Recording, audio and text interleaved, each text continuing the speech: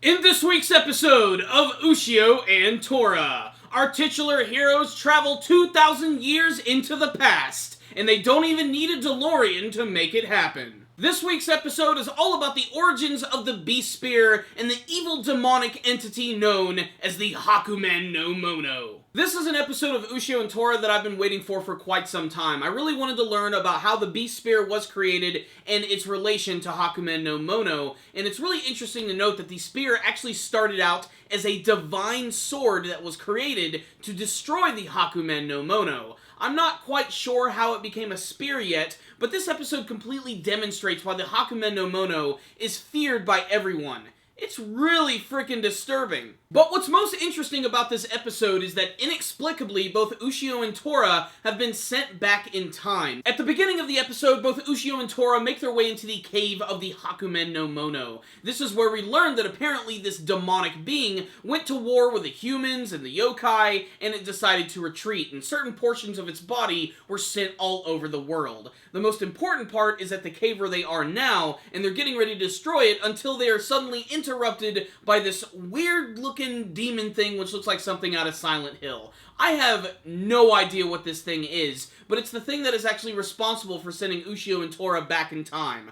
Why is it doing this? I'm not sure if it's working directly for the Hakumen no Mono, or if it's someone that's just trying to teach them a little bit about the Beast Spears so that they can have the edge against the Hakumen no Mono, but it's really freaking weird. Just don't question it, just accept the fact that Ushio and Tora are going back in time to ancient China to learn about the history of the Beast Spear. However, I do love the way they actually show the Hakumen no Mono actually going into the cave for the first time. I always wondered how those big holes in the trees were there. That's because it literally plowed through them both like a meteorite, slamming right into the cave. It's pretty freaking awesome. So now we're back in ancient China. There's a lot of things here that I think are really clever. First and foremost, the Beast Spear. It's actually not in Ushio's possession anymore, because it doesn't exist yet. Technically, Ushio and Tora shouldn't exist yet, but hell, they're still here, so I'm not quite sure what the rules are of this time travel is, but whatever, I'm thinking about it way too much. Also, I really like the small detail where, despite the fact that Ushio is Japanese, he can understand everyone perfectly in China, and Tora mentions this is probably the work of that demon who sent them back in time. Immediately, they run into this girl who is clearly related to Mayuko, maybe like an ancient descendant or something, but she actually has a connection to the creator of the Beast Spear. This is actually the daughter of the creator, and she also has a brother who helped in its creation. We get to fully see that in this episode. Apparently, this family was banished from this castle because there was some sort of incident with one of their family members trying to actually kill the king or something. It's a little weird. The thing that you really need to pay attention to is the fact that they make the Beast Spear by literally infusing it with both fire, metal, and human hair. Maybe this explains why Ushio always had those hairs coming out of his body. Maybe that's why he grows hair himself. It's really freaking strange, but it honestly is really cool, because when you get to see the Beast Spear as a sword, it looks really awesome. Like, it's just this giant, blunt sword of death. The reason that they're actually creating the Beast Spear is because the king of the Chinese capital is completely freaked out by the Hakumen no Mono. He's having bad dreams,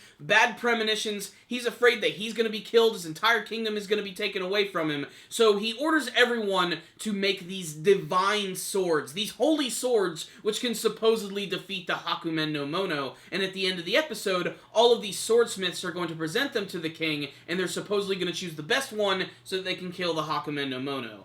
The problem is the Hakumen no Mono is actually living amongst the people. It's actually this one geisha-looking woman who goes through this weird, creepy transformation sequence where she summons all of the tails, which go through the bodies of these other women. They get slammed into the ceiling, which explodes in a flurry of blood, then returning to the Hakumen no Mono, who transforms into its full form, which is very similar to a nine-tailed fox, but way creepier looking. Like I said, it's all about the eyes and the teeth, and just the fact that this thing just completely destroys everyone, breaking all of their swords, ripping them to shreds, and even firing this massive beam of death, which is like this blue fire, which actually ends up killing Ji-Mei's mother. Ji-Mei, of course, being the girl who looks just like Mayuko. And when I say it, like, kills her mother, it obliterates her. Like, it hits her entire top half of her torso, which is just completely blown away. There really isn't a lot of gory stuff from this, but it's heavily implied that it happened. You get to see it all happening, and Ushio starts to freak